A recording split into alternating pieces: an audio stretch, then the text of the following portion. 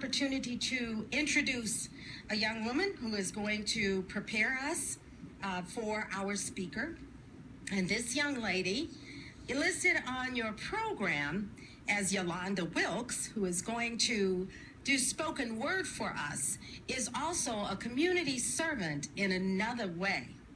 Born in Illinois, and here as a young child in the Twin Cities, traveling then to Memphis, Tennessee to grow up, to return to us in the Twin Cities.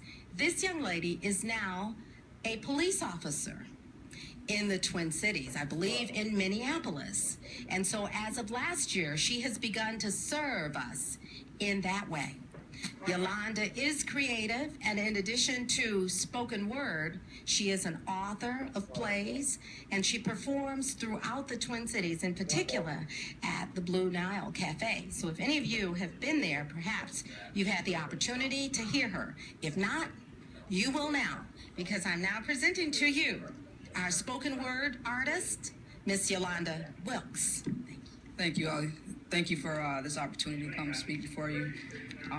The poem I'm going to do is called A Wise Man, Reflections of Black History Month. It explains itself. It speaks for itself. A wise man, a man so pure. People that live around us, people of a color, people of importance, and people who are now just being discovered. I know this wise man. This wise man sat in his chair and did a lot of thinking. He did a lot of thinking about life.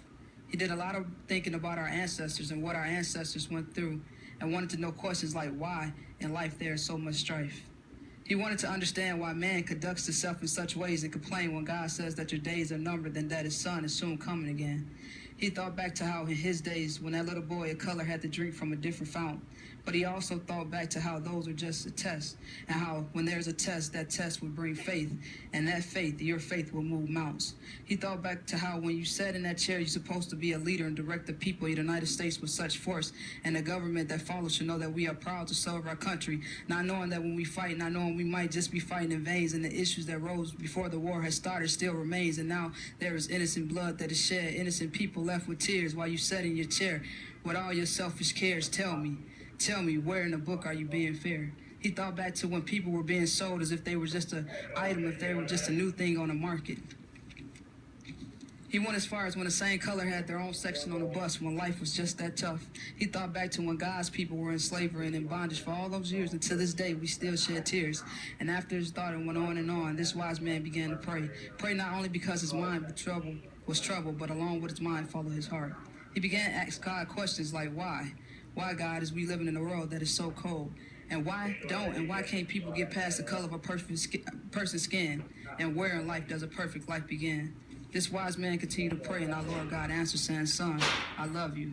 And son, the world is so cold because you remember Adam and Eve had eaten off that forbidden tree. The reason people can't look past the color of a person's skin is because they themselves is living in sin. It's something about that person in their life that they dislike or just ain't right within that person. And to your last question, a perfect life begins with me. He said, I want you to listen to this. I told my people time and time that there will be trials and tribulations, but I also said your troubles and your storms don't last always. Besides that black and white that people can't seem to get past here, I sent my word that is written in black, white, and just to let you know I meant what I said, I spoke boldly and out loud with words that is written in red ink. So when you hear black this and you hear white this, tell them you have the truth written in black, white, and in red. And then he spoke again. The next time you think of such things, pray to me, for I will give you a new mind. He said, I understand you can't call the past because the issues are so curved, just more of the same, just in a different format. But understand, no one can change the world, only I can. And these people of such importance, pray for them, for our idle mind is the devil's workshop. And just like I brought your ancestors out of their trials, I will bring you out of yours. I want you to know you have your own battle going on, so be not deceived and know that I am God and I will fight your battles. If you would just place your life in my hands and watch that word strife, you know it will soon disappear. So tell them, you don't just see black and white, you see life. And tell them your ancestors might have struggled, but it was God that came to that comfort. And tell that man of power he needs me, because otherwise he'll never know how much blood is on his hand. The last thing I want to say to you today is, do not be wise in your own eyes. Proverbs 3:7. Understand? This wise man replied, understood. Thank you so much.